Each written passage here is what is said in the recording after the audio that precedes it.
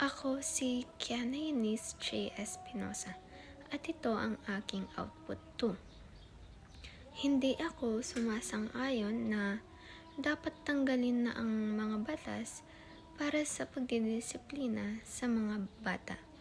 Dahil kapag tinanggal nila ito, lalaki ang mga bata na mga walang galang sa kapwa nila.